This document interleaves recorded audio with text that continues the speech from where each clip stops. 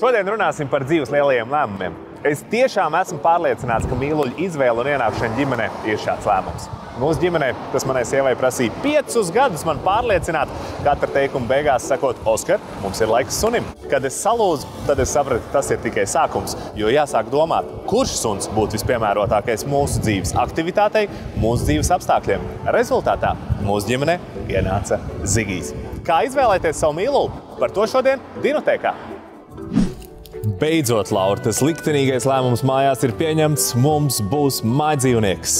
Ar ko sāk domāt, kādu mājdzīvnieku izvēlēties? Pirmais būtu svarīgākais noskaidrot ģimenes alerģijas. Nākamais tad būtu, kādu dzīvnieku mēs vēlamies, kādu, kurš paliek mājās vienmēr, vai kur mēs varam līdzi ņemt ceļojumos. Ja mēs sēžam mājās vienmēr, nekur nekad nebraucam, ilgākais uz 2 dienām pie vecmāmiņas, tad varam paņemt kādu dzīvnieku, kas ir terārija iemetnieks, vai putniņš, vai kāmītis. Ja braucam projām ilgāk, tad varam pieredzināt kaķīti, kuram patiktu ceļot, vai, protams, suni, kuru vienmēr visur ņemam līdzi. Tāpat katrs dzīvnieks ir jābaro, jāpadzirda, bet terārija iemītniekus vai būrīšu iemītniekus, piemēram, var atstāt uz kādām 2 dienām ar viņu pārtiku, ar viņu svaigu ūdentiņu. Galvenais neliekam saulē.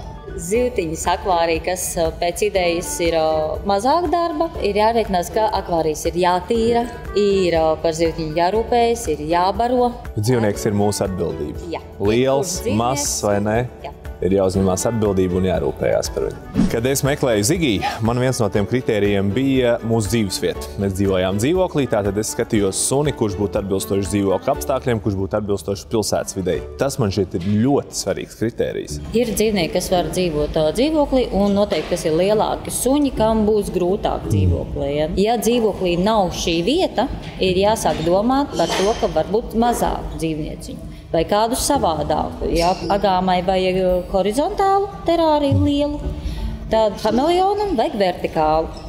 Tas jau daudz mazāk vietu aizņem, varētu būt variants. Mazāks kāmīts, mazākā būrītī būs labi, bet nevar ielikt maziņā kurpju kastītē un domāt, ka viņš laimīgi dzīvos. Visiem gribas plašumu, jo lielāks, jo labāks būrītis. Un arī zelta zivtiņai ar to maisiņu vai to mazo bundulīti nepietiek, vai ne? Zelta zivtiņai jārēķinās, ka viņi ir maziņi veikalā. Karveidīgā viņas diezgan lielas izaug. Viņām uz vienu zivtiņu kā minimums 50 litru akvārijas. Tas ir pēc standartiem. Jo lielāks, jo labāk, protams. Tu pieminēji alerģijas. Tās galvenās alerģijas mums ir cilvēkiem no spalvām, pareizi? Spalvas un ādas. Ja ir alerģija uz spalvām, tad grauzēji atkritīs. Ir, kas ir hipoalerģiskāks šinšila, piemēram, ja, bet arī uz to ar laiku var izveidoties alerģijas. Šinšila dzīvo cik kaut kāds 20, 30 gadus, vai ne? Diezgan. Jā, tā kā ja gribās. Tā, vai mēs tur mazu paņemsim dzīvnieciņu. Tas ir dzīvnieciņš, kas būs kopā ar tev gandrīz visu mūžu. No hipo uz hiper, ja par aktivitāti runājot, ko mēs tur varam skatīties un ņemt vērā? Ja gribas ko mierīgu, zivtiņas, ir terārija iemītnieki, ja, bet arī jāskatās kādu. Ir agāmas, kas ir ļoti mierīgas, bet viņas arī, laikam, skrien un grib uzmanību, tāpēc viņas ne tikai terārijā, bet arī pa māju skraidīs. No rāpuļiem vismazāk prasīgais būs ruņruputs, jo tas nav roku dzīvnieks, viņam pilnīgi vienādi. Ja gribas kādu aktīvāku dzīvnieciņu, tad, protams, ir aktīvāki terārija iemītnieki, vardītes, hameleons, it kā mierīgs, bet tāpat laikā viņš diezgan fiks ir.